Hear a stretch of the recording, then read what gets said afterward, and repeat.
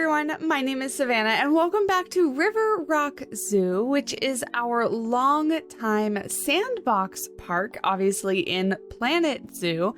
And today we're remodeling the entrance restaurant area as well as the area directly to the left, which was originally the doll sheep habitat. Before we get started, I want to take a chance to thank this month's sponsor of the channel, Zoo King. Zoo King is a strategic zoo building card game where players will experience the nostalgia of a trip to the zoo and the thrill of building their own.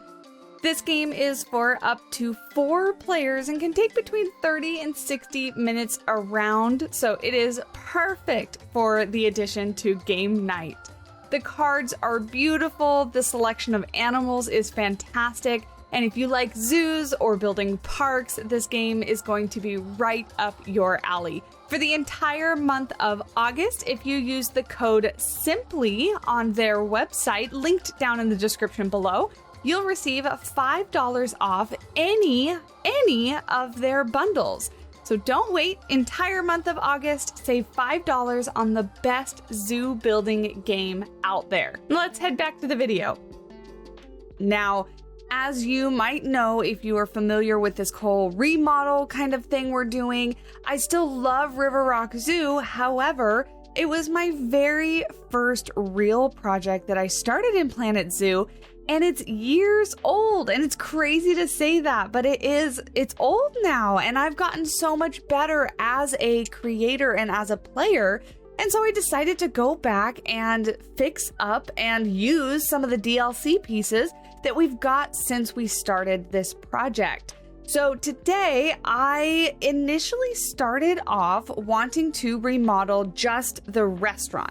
I sat down to build and decided that it was time for a new restaurant. I was gonna do the exterior, I was gonna do the interior, I had every intention of doing it. And then I said, you know what?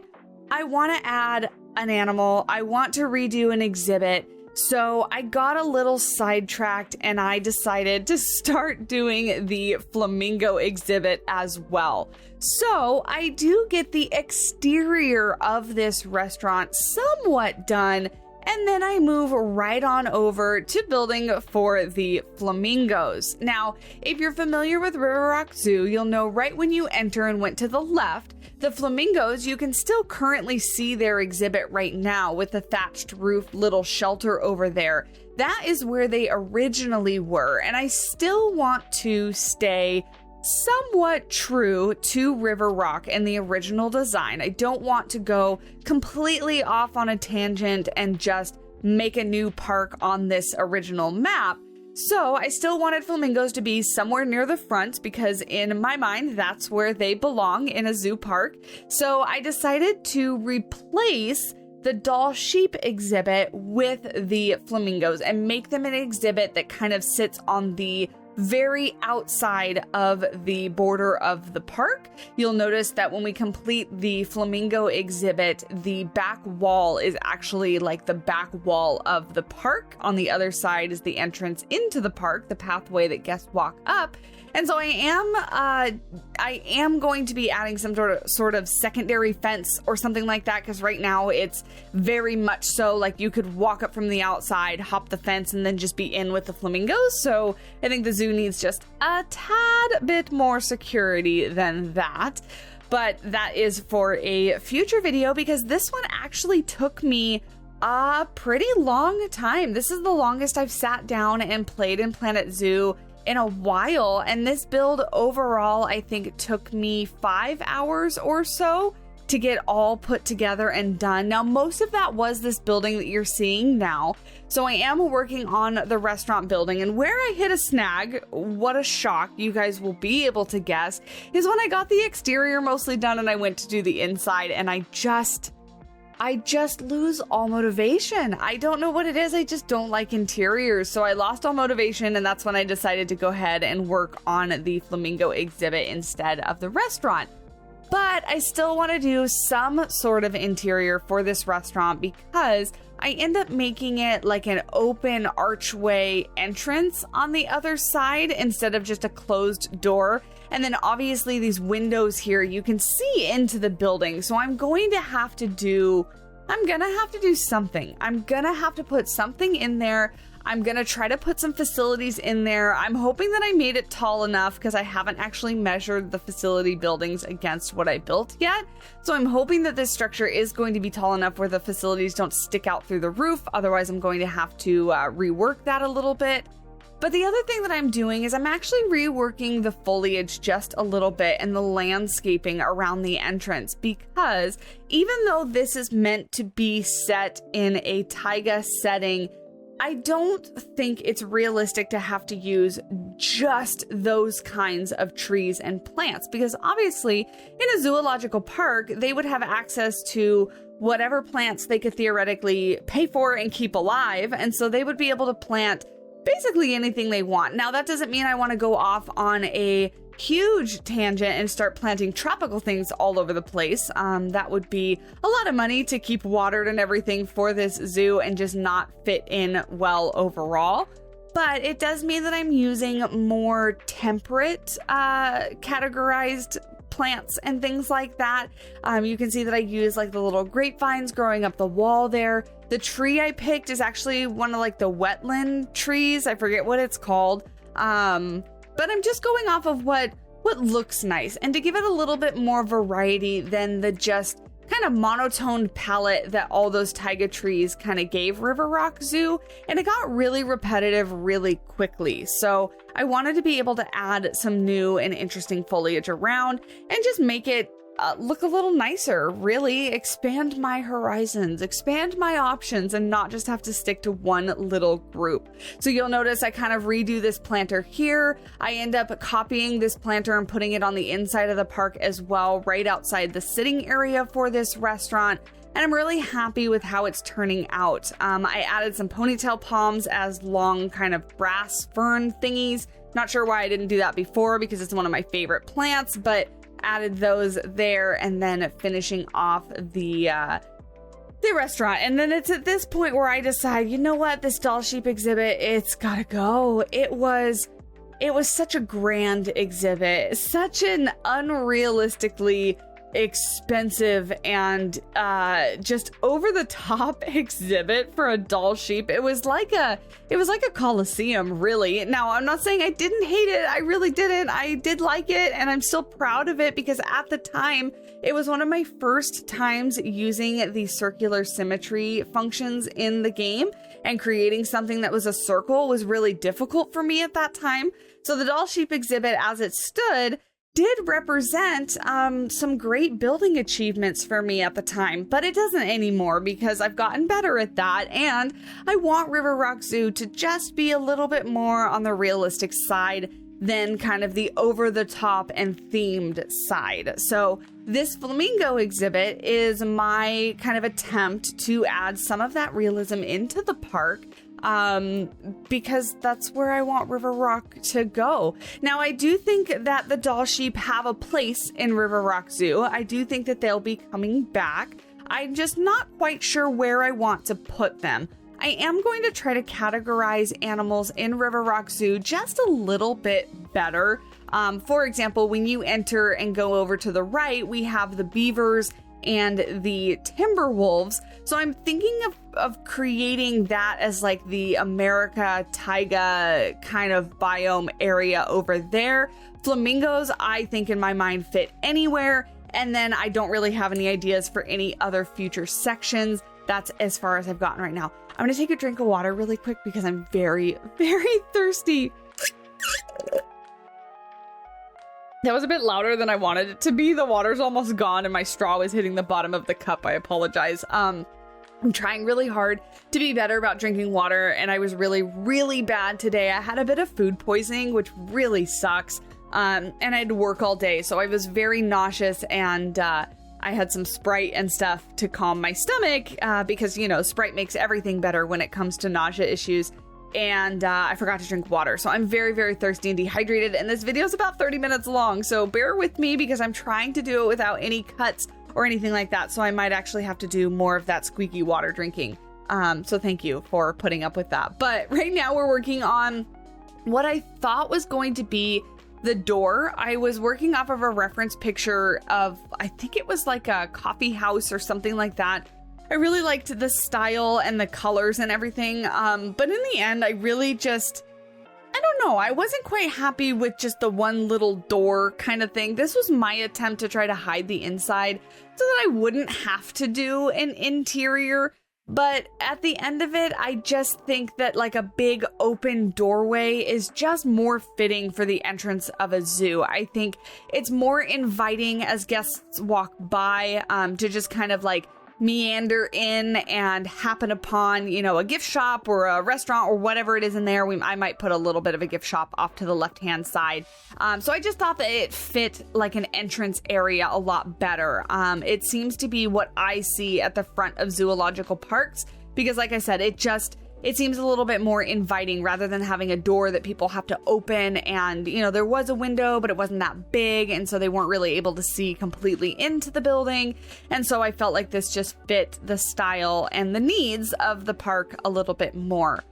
I'm absolutely obsessed and super happy with the little canopy thing that I made. It's super simple with the little fairy lights, but I love it so much and it fits there perfectly. So I end up putting some outdoor seating out there and then doing this as like a little eat next to the flamingos kind of thing. Now, flamingos are very stinky, and so I'm not quite sure how badly I would actually want to sit down next to them and eat my food.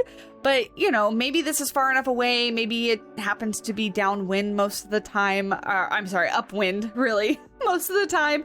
And you don't really get the stinky flamingo stink that you normally get with a flamingo exhibit.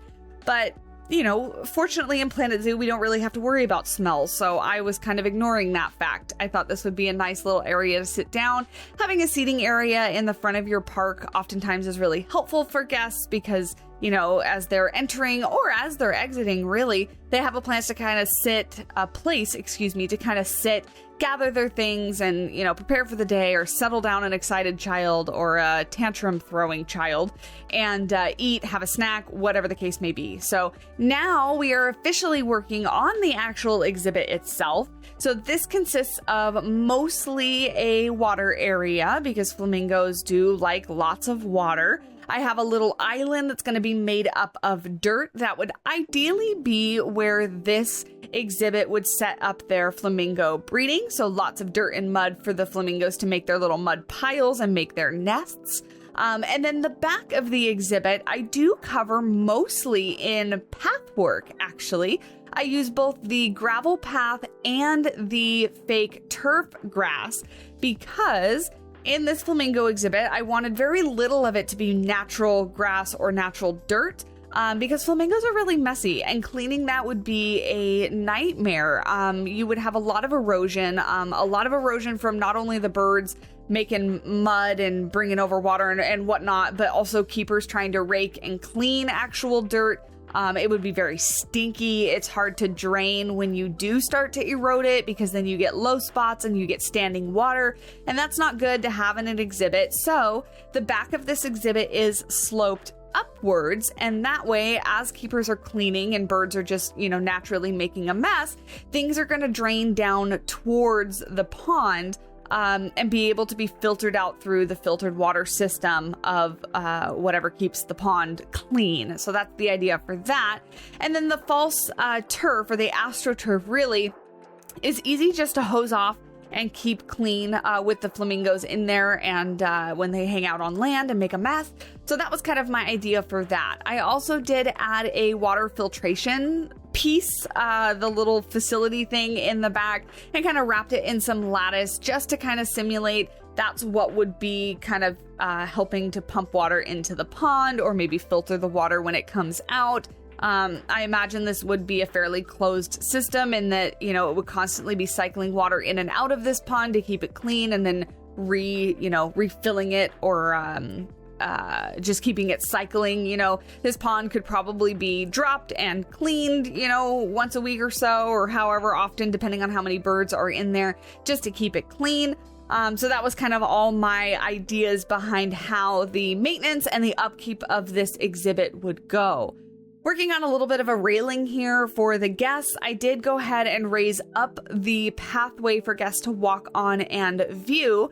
Just that way they get a better view, and it kind of makes the exhibit run under the pathway and almost puts the guests a little bit closer and like in with the flamingos, if you will.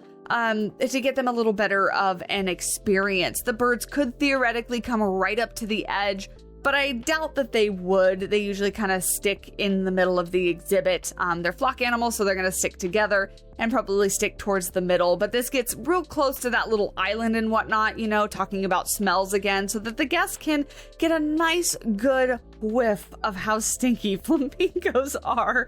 But that aside, they get a nice close look at them hanging out on their island. The birds actually spend a great deal of time in the water in game.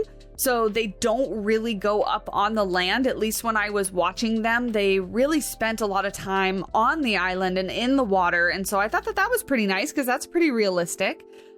Here I was kind of toying with decking out this upper viewing area. Very quickly gave up because it's not an easy shape. It's all round, and I didn't want to do it. I lost motivation so quickly. It's one of those things that the thought popped into my head and I started to try to do it and very quickly decided, no, I hate this. I don't want to do it. I'm just going to do a surrounding edge wall, and that way it looks like this platform is supported somehow, and birds can't accidentally go under there for whatever reason and get themselves stuck. Flamingos aren't the smartest creatures in the world. But from the guest perspective, you still feel like the water continues underneath you because you're up high, and from that perspective, you can't really tell. I do end up switching out the piece here just a little bit, and that way, again, it's supported, but the water still kind of goes underneath the viewing platform here to kind of keep the guests integrated. I'm really happy integrated. Keep the guests the experience, I guess. I just realized that was probably not the word I wanted to use. Anyway, I'm really happy with how the railing came out. I'm trying really hard to create more custom things, which is one of the reasons why this exhibit took me just so long. So long. I actually sat down, let me count them here. 1, 2, 3, 4, 5, 6 different building sessions. I can see them as I am recording this voiceover. I can see the timeline of my edited video in Premiere Pro, which is the platform that I use. And so I can see all the different cuts, and those represent my different like sit down build periods. So six different sit down periods to get this exhibit all put together. Because I really want to take my time. I really am enjoying remodeling River Rock. I'm really enjoying Planet Zoo still, but what I don't enjoy is just building to get something out there. So as the years have gone on and as I've built in Planet Zoo more and more, I've decided to kind of step back and really just kind of work on what I'm excited about. And that sometimes means I don't play Planet Zoo for a couple weeks in a row. It sometimes means that I jump over to something else like Tears of the Kingdom that's purely a hobby, and I don't bring content creation to it because it's something I just enjoy. Pikmin 4 is something that I have fallen deep into the rabbit hole with. I'm almost done 100%ing that game, but I spent an entire weekend basically playing that game for about 24 hours in total. And I love it. I love it so much. It's such a fun game. Anyway, so that's where I've kind of been and why this video took me 6 different sitting sessions and so long to kind of put out. Now, I did actually already turn this into a slow build, I guess if you want to call it. I guess it's what I'm calling the videos. The relaxing videos that are very long and have just lo-fi music in the background so you can put it on as a background video while you're doing chores or building yourself. And they're much, much slower so you can see what I'm actually doing and maybe learn a little bit more, because I do know these speed builds, they're sped up quite a bit. And that's because I don't want to sit down here and talk to you for an hour or so. And the viewer retention time is really not that long. So making an hour video really would just kind of be a waste of my time in that context, because it really wouldn't benefit the channel all that much. So I do keep them about 30 minutes or shorter is what I try to aim for. But those long builds or slow builds seem to be really helpful. So please do let me know in the comments down below if you like them. Again, they're never going to take the place of my speed builds. I am still going to always basically make my builds into a speed build so I can sit down and talk to you guys about them, but they're a great little addition. You know, I already have the footage, so why not just use it and give it to you guys in a different format? So let me know what your thoughts are, because I've heard a few different comments of feedback and things like that, but not too much. So I would love to hear from you. Love to hear if you enjoy that or not. All right, I'm gonna take another drink of squeaky water. Hopefully it's not that squeaky. Yeah, it was a little squeaky, little squeaky there. Anyway, that's the end of my water. I have no more, so I'm gonna have to make it to the end of the video without taking any more drinks. Working on the back here, I was actually super surprised with how easy it was for me to place that pathing on that back area there. I was envisioning it's next to the water, it's on a slope. I was just preparing myself for a headache, and it really wasn't. So I was really surprised and happy that it was very easy to place. I basically have it down exactly where I want it right now, and I'm just working on the edges of the pool, you know, completing it with some rock work and things. Now, ideally, these rocks would either be maybe a little bit taller or just non-existent altogether. Flamingos are not the most graceful animals, and they do tend to be prone to tripping and injuring themselves. They have really long, spindly legs that they can break very easily. And so in talking about realism, as I was before, that's something that probably wouldn't be the best to have in the Flamingo exhibit, is all these kind of jagged rocks, especially the ones like going into the water, half in, half out, where they're kind of hard to see. You know, flamingos can definitely get used to their environment and know where to step and where not to step, but ideally you wouldn't really want tripping hazards in the exhibit. However, it's a video game and I'm lazy, and I really didn't want to complete the edges of my pool with the plaster pieces and spend all that time kind of getting them to fit perfectly and whatnot. So I just went ahead and hid them with rocks. It also looks nice because it gives more interest to the exhibit and something to look at. So that's how we're sticking with it. I'm happy enough with it that I wanted to keep it. So I just wanted to kind of explain my thought process behind that. And then now we're making the back wall. I decided to make a relatively plain and simple back wall, but give it a little bit of depth and dimension by kind of rotating the horizontal panels just a little bit. And I actually really like how this came out, much more than I thought I would. I didn't think I would like the simple style of it so much, and I really do. So here I'm adding the water filtration system and some lattice work, so that way I can have some plants grow up and over this little area. But obviously something like a big filter system, you really don't want like smack dab in the front center view for guests. You want to hide that a little bit. So that's what I'm doing here, is just making sure that this lattice work kind of covers the entirety of this filter system. And then we're going to surround it by plants and whatnot. But I do have like a little implied gate on the other side, just that way it is still accessible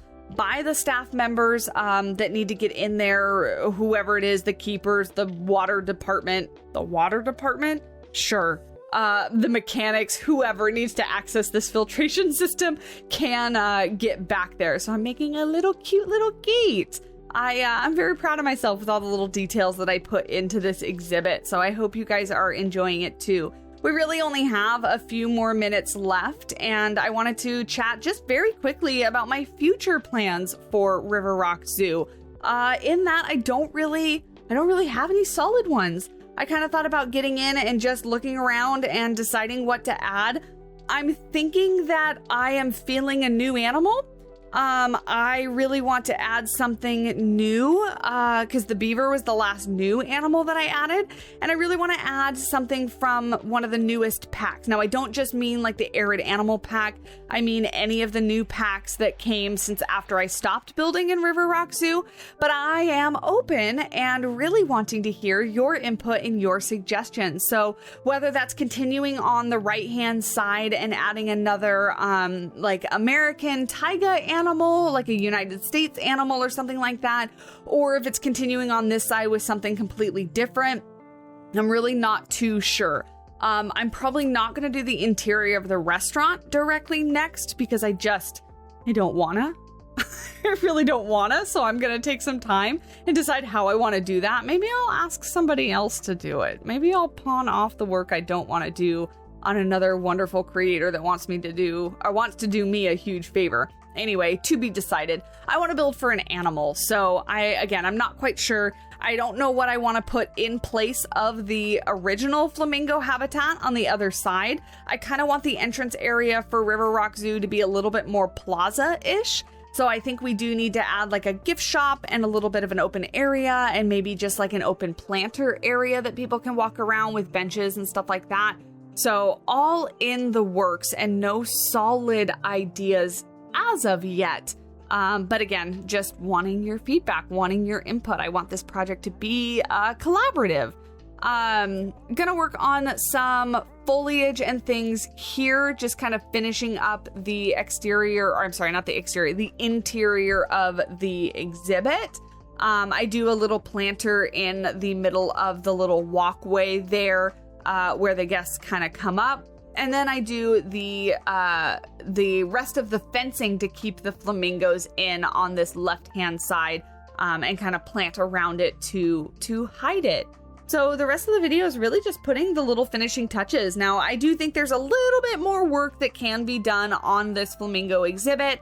But again, as I mentioned in previous videos, I'm treating this River Rock remodel more as just I sit down and I build for some amount of time and then I put it together in a video, and not necessarily like absolutely 100% complete an exhibit in each episode, because I find that giving myself a little bit more flexibility in just being able to build and kind of do progress updates more so is a little bit more easier for my mind to wrap around, and is a little bit more motivating for me as far as building goes. So that's how I'm going to continue to treat it. And for the most part, obviously, because I still need like a title and a thumbnail and like a topic of the video, for the most part, it'll be an exhibit each time, but it might kind of bleed into each other. Like the beginning of the next episode might be a couple more details on this exhibit, or like the beginning of this video was, we started on the restaurant, but it's going to be finished in another episode, you know, stuff like that. So that's kind of how I am, I'm treating this kind of new series, I guess, or the continuation on an existing series. So we'll see. I'm really happy with how that's going so far. It's really easy on my creativity and my inspiration. Helps me maintain my building inspiration. But yeah, I'm just going to add a few more plants here, and then we're going to get to the end. I absolutely love the new cinematic editing tool, so it makes my end cinematics look so beautiful. So please stick around and watch them, because they do take some time to put together, and I really like them. So, you know, watch it. Thank you so much for being here, and I really do appreciate you guys. You all have been very wonderful. The channel's success, even though I've gotten busier and content has slowed down, your support has never faltered, and I do appreciate and love you guys for that. So thank you so much. As always, you can leave your comments down below, and thank you for putting up with the little beginning ad commercial thing. I'm really excited to have a partner for the entire month of August for the channel. So again, you can use code SIMPLY to get that discount on the Zoo King game. Absolutely love it. Matt and I play it all the time, so I do highly recommend. It's not just something that I was asked to partner with, and I said yes. It is something that I have played and I fully support, so hopefully you enjoy it as well. While you're down in the comment section looking for that link to get your discount, leave a like, hit the subscribe button if you're new. I would love for you to stick around. We cover, obviously Planet Zoo, but lots of cozy management building games, mostly surrounding animals because I'm an animal person. So that's kind of the MO of the channel, is comfy, cozy animal things. So hopefully you enjoy and do stick around. Here are those end cinematics. You can see the Mingos just enjoying their little enclosure, being the stinky pinky birds that they are. Love them. So anyway, thank you so much for watching. I'm gonna go ahead and sign off here and get this video out for you so you don't have to wait too much longer. And until next time, I will talk at you in the next video. Bye.